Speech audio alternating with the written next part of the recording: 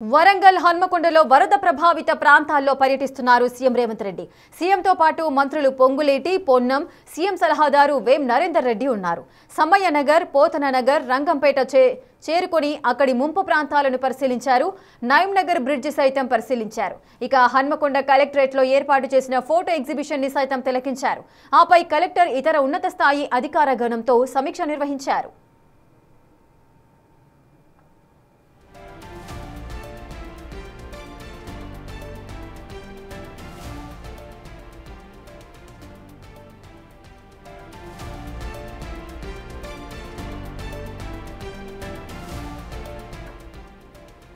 ఇక వరంగల్ హన్మకొండలో వరద ప్రభావిత ప్రాంతాల్లో సీఎం రేవంత్ రెడ్డి పర్యటిస్తున్నారు.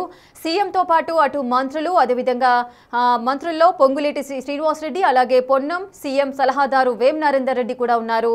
ఇక ఏ ఏరియాలను సీఎం పరిశీలించారు ఒకసారి చూద్దాం. అటు సమ్మయ్య నగర్, పోతన నగర్, రంగంపేట కూడా చేరుకున్నారు. అక్కడి ముంపు ప్రాంతాలు ఏవైతే ఉన్నాయో వాటన్నింటిని కూడా పరిశీలించారు. అలాగే నయం నగర్ బ్రిడ్జిని సైతం పరిశీలించారు.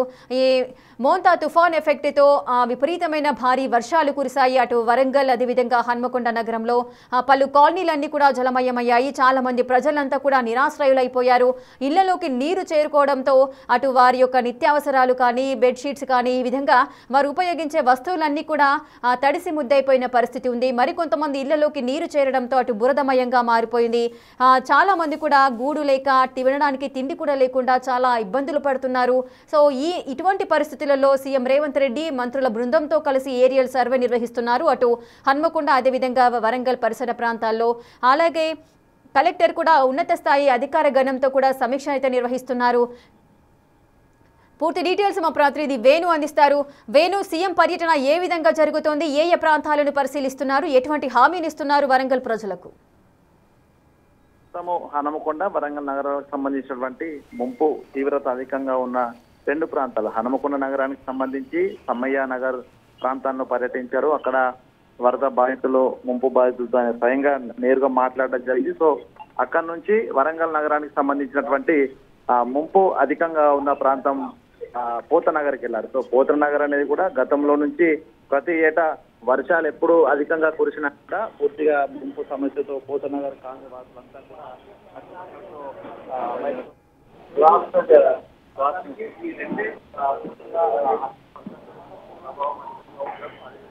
ఈ రెండే పూర్తిగా 100% ముంపు ప్రభావం అధికంగా ఉండడము, అదేవిధంగా అక్కడే ప్రజలంతా కూడా కట్టుబట్టలతో బయటికి రావాల్సినటువంటి సిచ్యువేషన్ ఉండదు. సో ఆ రెండు ఏరియాల లోపల క్షేత్రస్థాయిలో ఆయన పర్యటించారు. అక్కడ బాధితులతో మాట్లాడారు. అసలు అక్కడికి ఫ్లడ్ వాటర్ రావడానికి ప్రధాన కారణాలు, అక్కడ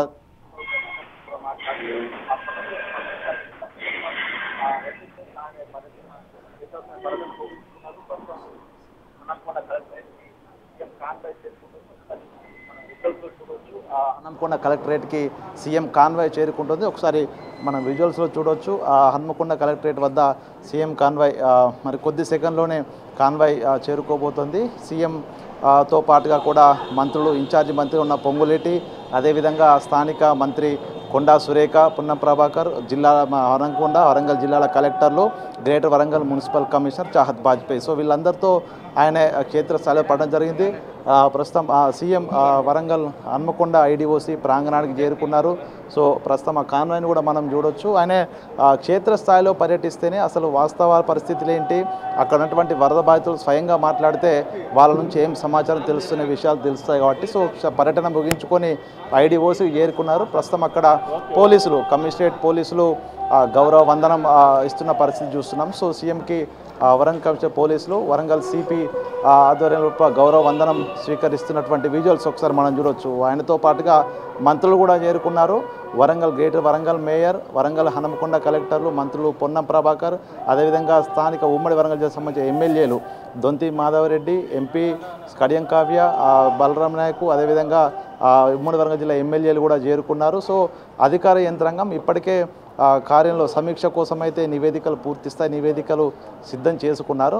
ఇప్పుడు ఈ గంట సేపు దాదాపు 60 నిమిషాలకు పైగా ఆయన ఇక్కడ అధికారులతో ఆయన సమీక్ష జరుపుతారు. ఇందులో ప్రధానంగా ఈ ఫ్లడ్ ఎఫెక్టు సంబంధించి ఏ విధంగా పరిహారం అందించడం అంశము, అదేవిధంగా రెండవది భవిష్యత్తులో వరంగల్ హనుమకొండ నగరాల్లో ఫ్లడ్ రాకుండా ఎటువంటి చర్యలు, సో ఈ రెండింటి మీద ఆయన ప్రధానంగా ఫోకస్ చేసే అవకాశం ఉంది. సో ఇప్పుడే గౌరవ వందనం స్వీకరించిన అనంతరము సీఎం తమ మంత్రులతో పాటుగా స్థానిక ఎమ్మెల్యేలు అధికారులతో ఆయన ఐడిఓసి ప్రాంగణంలోకి వెళ్తున్నారు. సో సమీక్ష మరికొద్ది నిమిషాల్లోనే సమీక్ష ప్రారంభం కాబోతుంది. ఇప్పటికే అగ్రికల్చర్ శాఖకు సంబంధించినటువంటి ప్రాథమిక నివేదిక, క్రాప్ డ్యామేజ్లకు సంబంధించిన నివేదిక సిద్ధమైంది. అదేవిధంగా గ్రేటర్ వరంగల్లో ఈ వరదల కారణంగా వచ్చినటువంటి ప్రభుత్వ విభాగాల వారీగా వచ్చినటువంటి డ్యామేజ్, సో ఈ రోడ్లు కానీ పూర్తిగా అటు ఈ పవర్కి సంబంధించినటువంటి సెక్టార్ కానీ, దాంతోపాటుగా ఇటు మిషన్ భగీరథ, అదేవిధంగా ఆర్ఎన్బి రోడ్లకు సంబంధించి, మున్సిపల్కి సంబంధించిన రోడ్లకు సంబంధించి ఈ డ్యామేజ్ అంతా కూడా ఎస్టిమేట్స్ అన్ని కూడా ఒక ప్రాథమిక నివేదిక సిద్ధం చేసుకున్నారు. సో నివేదికతో అధికార యంత్రాంగం అంతా సమీక్ష కోసం సిద్ధంగా ఉంది. ఇక హన్మకొండ కలెక్టరేట్కి చేరుకున్న సీఎంకి ప్రస్తుతం అక్కడ మొదటగా ఈ కలెక్టరేట్లో వెళ్ళిన తర్వాత సమీక్ష హాల్లోకి ఆయన వెళ్తున్న క్షణంలోనే అక్కడ అధికార యంత్రాంగం అంతా ఆయనతో కొంత ముచ్చటిస్తున్నారు. సో మొత్తానికి ఈ సమీక్షకు సంబంధించి ప్రాథమిక నివేదికలు, అధికారుల నివేదికలతో పాటుగా కూడా గతంలో నుంచి ఈ వరంగల్ సంబంధించి ఈ అండర్ డ్రైనేజ్ సిస్టము, దాంతోపాటుగా డ్రైన్ సిస్టమ్స్, ఇంట్రా డ్రైనేజ్ సిస్టమ్కి సంబంధించి పెండింగ్లో ఉన్న వర్క్లకు సంబంధించి ప్రతి ఒక్క డేటా కూడా సీఎం సిద్ధంగా ఉంచుకోవాలంటే నిన్ననే సూచనలు చేశారు. అదేవిధంగా ఇన్ఛార్జి మంత్రిగా ఉన్నటువంటి పొంగులేటి శ్రీనివాసరెడ్డి ఉమ్మడి వరంగల్ జిల్లాకి ఇన్ఛార్జిగా ఉన్నప్పటి నుంచి ప్రతి నెల వరంగల్ డెవలప్మెంట్ కోసము సమీక్షలు నిర్వహించాలంటూ గతంలోనే ఆదేశాలు జారీ చేశారు.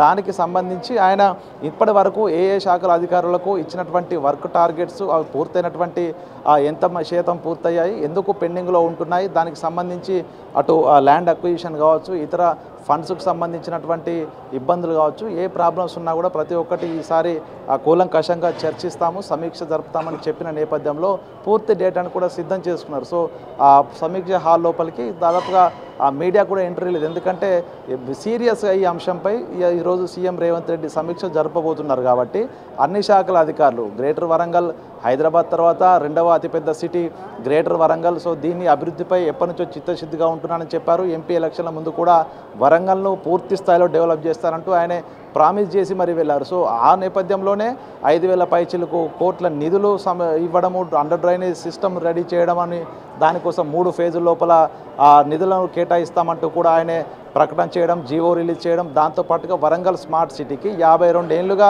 అసలు మాస్టర్ ప్లాన్ కూడా లేదు. సో ఆ మాస్టర్ ప్లాన్ కూడా సీఎం రేవంత్ రెడ్డి తన చేతుల మీదుగా 6 నెలల క్రితం ఆయన ప్రారంభించడం జరిగింది. దాంతోపాటు వరంగల్కు తలమానికమైనటువంటి అంశాలుగా ఉన్నటువంటి అటు మామనూరు ఎయిర్పోర్టు, అటు కాళోజీ కళాక్షేత్రము, మినీ స్టేడియము, ఇక్కడ జేఎన్ఎస్లో స్పోర్ట్స్ యూనివర్సిటీస్, ఇవన్నీ చేయడానికి సీఎం రేవంత్ రెడ్డి ఎప్పటి నుంచో అధికారులను కూడా పరుగులు పెట్టిస్తున్న సిచ్యువేషన్. సో అంటే వీటన్నిటిని బట్టి చూస్తే ఉమ్మడి వరంగల్ జిల్లా డెవలప్మెంట్ కోసం, ప్రధానంగా వరంగల్ నగరం డెవలప్మెంట్ కోసము చిత్తశుద్ధితో ఆయన ఉన్నారు. సో అంటే ఈ చిత్తశుద్ధి అధికారుల లోపల, కింది స్థాయి సిబ్బంది లోపల లేదనేటువంటిది ఆయన దగ్గర ఉన్నటువంటి సమాచారం. సో దీంతోనే ఈ రోజున అన్ని శాఖల అధికారులు ఇప్పటివరకు తమకు కేటాయించిన వర్కులు, వాళ్ళకి ఇచ్చినటువంటి టార్గెట్స్, పూర్తి స్థాయి డేటా కూడా ఈ రోజున సమీక్షలో వెల్లడించాలని చెప్పారు. కాబట్టి ప్రతి ఒక్క శాఖ 23 శాఖలకు సంబంధించిన అధికారులు వరంగల్ పరిధి లోపల ప్రభుత్వం మారిన తర్వాత పెండింగ్ ఉన్నటువంటి పనులు, చేయాల్సినటువంటి పనులు, యుద్ధ ప్రాతిపదికన పూర్తి చేసిన పనులు, సో 3 రకాల కేటగిరీగా విభజించి వాటిని ఇదివరకే ఇన్ఛార్జి మంత్రితో సమీక్ష జరిపారు. కానీ ఆ సమీక్ష జరిపినా కూడా పనులు ఎక్కడికక్కడే ఆగిపోవడము, కొన్నిటి అధికారుల శాఖల మధ్య సమన్వయం లేకపోవడంతో కొన్ని పనులు కూడా పెండింగ్లో ఉన్నాయి. సో వీటన్నిటిపైన ఈరోజు సీఎం రేవంత్ రెడ్డి సమీక్ష జరిపి దీనికి ఒక ఫుల్ స్టాప్ పెట్టే విధంగా ఇప్పటికే ఇన్ఛార్జి మంత్రికి ఆయన పవర్స్ ఇచ్చారు. డెవలప్మెంట్కి సంబంధించిన పనుల విషయం లోపల ఎవరు ఎక్కడ కూడా రాజీ పడొద్దనే ఇప్పుడు సీరియస్గా చెప్పిన పరిస్థితి. మంత్రులు కూడా అభివృద్ధి పనులకు సంబంధించిన విషయం లోపల వాళ్ళకి సంబంధించి నియోజకవర్గాల లోపల ఏదన్నా ప్రాబ్లం వచ్చినా కూడా అభివృద్ధి పనుల లోపల ఎవరు కూడా మాట్లాడొద్దంటూ కూడా సీరియస్ అయిన సిచ్యువేషనే ఉంది. కానీ అయితే ఈసారి ఆయన పూర్తిగా under ground drainage, flood water management ప్రధాన క్రైటీరియా తీసుకున్నారు. దాంతోపాటుగా ఫ్లడ్ ఎఫెక్టెడ్ ఏరియాలో ఉన్నటువంటి బాధితుల కోసము ఏ విధంగా పరిహారం అందించాలనే దానిపైన కూడా ఈ రోజున ప్రకటన చేయబోతున్నారు. కాబట్టి ఈ సమీక్ష అనేది చాలా కీలకమని చెప్పుకోవచ్చు. ఎందుకంటే 1903 సంవత్సరం లోపల వచ్చినటువంటి భారీ వరదలు ఏ స్థాయి వరదలు వచ్చాయో ఆ స్థాయి వరదలు ఈసారి వరంగల్ హన్మకొండ నగరంలో వచ్చాయి. దీనికి వర్షం ఒక్కటి కారణమైతే వాటర్ మేనేజ్మెంట్, ఫ్లడ్ మేనేజ్మెంట్ సరిగా లేకపోవడం కూడా మరొక ప్రధాన కారణం. ఇదంతా అధికారుల నిర్లక్ష్యం కారణంగా జరిగింది. ఓవైపు ఆ ఇరిగేషన్ శాఖ అధికారులు ఆ ఫ్లడ్ మేనేజ్మెంట్ సరిగా చేయకపోవడము, సరైన సమయం లోపల స్పందించి ఆ డ్రైన్లకు ఉన్నటువంటి డోర్లు తెరవకపోవడము, అదేవిధంగా చెరువులకు సంబంధించి మత్తడి తూములు తెరవకపోవడం, ఇది ప్రధాన సమస్య. సో అంటే అధికారుల వద్ద నిర్లక్ష్యం కారణంగానే ముంపు ప్రభావం పెరిగింది. సో విక్టిమ్స్ చాలా మంది అవడానికి కారణం కూడా కొంత అధికార నిర్లక్ష్యం ఉంది. కాబట్టి ఈసారి సీరియస్గానే అధికారులతో ఆయన సమీక్ష జరుపుతారు. మొత్తానికి సమీక్ష ప్రస్తుతం మొదలైంది కాబట్టి అధికారుల నుంచి ఒక్కొక్క నివేదిక తీసుకున్న తర్వాత ఆయన పూర్తి స్థాయి లోపల సమీక్ష చేసి ఒక యాక్షన్ ప్లాన్ సిద్ధం చేసేందుకైతే ప్రస్తుతము ఆ సమీక్ష అయితే కొనసాగుతా ఉన్న పరిస్థితి. రేఖ ఎస్ వేణు, నార్మల్గా అందరూ అనుకుంటారు ఏపీలో విషయానికి వచ్చినట్లయితే అటు సముద్ర తీర ప్రాంతాలు ఉంటాయి కాబట్టి సో తుఫాన్లు ఏర్పడము, భారీ వర్షాలు నమోదవడం జరుగుతుంది, వారంతా కూడా ఇళ్లలోకి వాటర్ చేరడం, ఇవన్నీ కూడా చూస్తూనే ఉంటాం. సో అలాంటిది ఇటు వరంగల్ హన్మకొండ అనగానే అటు సముద్ర ప్రభావిత ప్రాంతం ఏమీ కాదు, కేవలం చెరువులు, అది కూడా కాకతీయుల కాలం నాటి గొలుసుకట్టు చెరువుల నిర్మాణం అక్కడ ఉంటుంది. సో ఎంత భారీ వర్షాలు కురిసినా వరంగల్ హన్మకొండ ప్రాంతాలకు ఏం కాదు అనే ఒక ధైర్యంతో ఉండేవారు. కానీ ఈ మధ్య కాలంలో మనం గతంలో కూడా చూసాం ఇలాంటి ఫ్లడ్స్ రావడం జరుగుతుంది. ఎంతో మంది నిరాశ్రయులు అవుతున్నారు. కాలనీలు, అదేవిధంగా కార్లు, వారి యొక్క వాహనాలు కూడా ఈ వాటర్లో కొట్టుకుపోయిన పరిస్థితులు ఉంటున్నాయి. దీని అన్నిటికీ రీజన్ ఏంటి అంటే ఏం చెప్తారు? అధికారుల లోపం అనుకోవచ్చా, లేదంటే అధికారుల యొక్క నిర్లక్ష్యమా, సిబ్బంది కొరతనా?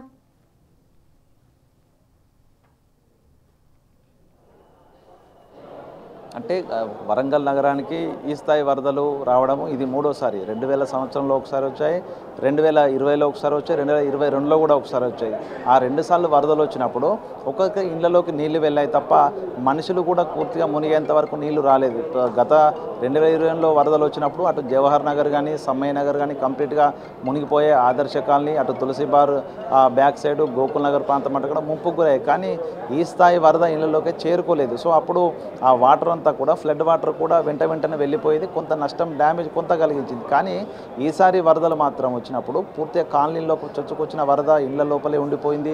దాదాపు 36 గంటలు ఈ వరద ఇళ్లను వదిలిపెట్టిపోలేదు. మొత్తం జలదిగ్బంధంలోనే 36 గంటలు ఈ గ్రామాలన్నీ, ఈ యొక్క నగరాలన్నీ కూడా. అంటే దీన్ని బట్టి చూస్తే ఈ స్థాయి ఫ్లడ్ రావడం అనేది ఇదే మొదటిసారి దాదాపు శతాబ్ద కాలంగా. అంటే దీనికి 2 ప్రధాన కారణాలు. ఒకటి ఆ ఫ్లడ్ వాటర్ మేనేజ్మెంట్ అనేది సరిగా లేకపోవడము. ఎందుకంటే సమ్మయ్య నగర్ వద్ద వచ్చినటువంటి ముంపు అనూహ్యంగా తెల్లవారుజామున నిన్న 5 గంటల ప్రాంతంలో మొదలైంది. 5:30 వరకే కంప్లీట్గా 3 ఫీట్ల మేరకు వెళ్ళిపోయింది. సో అప్పటికి నిత్యావసరకులు బయటికి తీసుకురావడానికి కూడా వాళ్ళకి ఎటువంటి సమయం కూడా లేదు. అంటే ఆ స్థాయి వరద రావడానికి వర్షం కాకుండా ఎగువన ఉన్నటువంటి చెరువులు, ఏదైతే మడికొండ చెరువు అది ఓవర్ఫ్లో అయ్యి సోమిడి చెరువులోకి వాటర్ రావడం, సోమిడి చెరువు నుంచి కంప్లీట్గా వడ్డపల్లి చెరువు, ఆ తర్వాత గోపాలపురం చెరువు లోపలికి ఫ్లడ్ వాటర్ ఎక్కువ వచ్చి కంప్లీట్గా కట్టలు దిగిపోయి ఒక్కసారిగా అకస్మాత్తుగా వరద వచ్చింది. దీనికి అక్కడ ఉన్నటువంటి ఇరిగేషన్ శాఖ, ఐబీ అధికారులు పూర్తిగా వైఫల్యం. సో వాళ్ళు నిజంగా వరదను అంచనా వేసి ఉండి ఆ మత్తడి తూములు కనుక తొలగించి ఉంటే మత్తళ్ళ ద్వారా నీళ్ళన్నీ కూడా బయటికి వెళ్ళిపోయి సాఫీగా నగర్ నాలాలో కలిసేది, హనుమకొండ నగరానికి సంబంధించినటువంటి వాటర్ అంతా కూడా నాగర్ని చెరువులోకి వెళ్ళేది. కానీ ఇక్కడ అధికారుల నిర్లక్ష్యం కారణంగా అధికారులు పూర్తిస్థాయిలో అంచనా వేయలేకపోవడంతో ఆ వరద అంతా కూడా సమ్మయ్య నగర్ నుంచి కంప్లీట్గా రోడ్డు 100 ఫీట్ రోడ్డు వైపు మొత్తంగా డివాస్టేషన్ చేసుకుంటూ కంప్లీట్గా కాలనీలోకి చొచ్చుకొని వెళ్ళింది. ఇదంతా కొంత అధికారుల నిర్లక్ష్యమే ప్రధానంగా ఈ ఫ్లడ్ తీవ్రత పెరగడానికి, బాధితుల సంఖ్య పెరగడానికి కారణమైంది. అంటే ఈ అంశం సీఎం రేవంత్ రెడ్డి కూడా దృష్టికి కూడా వెళ్ళింది. ఎందుకంటే మోంతా తుఫాను ప్రభావం ఉంటుందంటూ ఐఎండీ హెచ్చరిస్తూనే ఉంది. దాదాపు 4 రోజుల ముందు నుంచే కూడా వరంగల్, హన్మకొండ జిల్లాల కలెక్టర్లు అప్రమత్తంగా ఉండాలంటూ సీఎంఓ నుంచి ఆదేశాలు వచ్చాయి.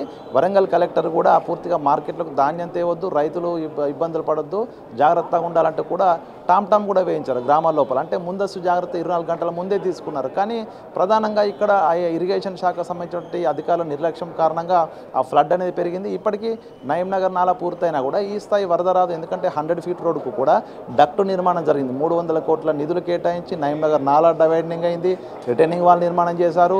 పూర్తిగా ఇక హనుమకొండకు వరద ముప్పు తప్పిందని భావించారు.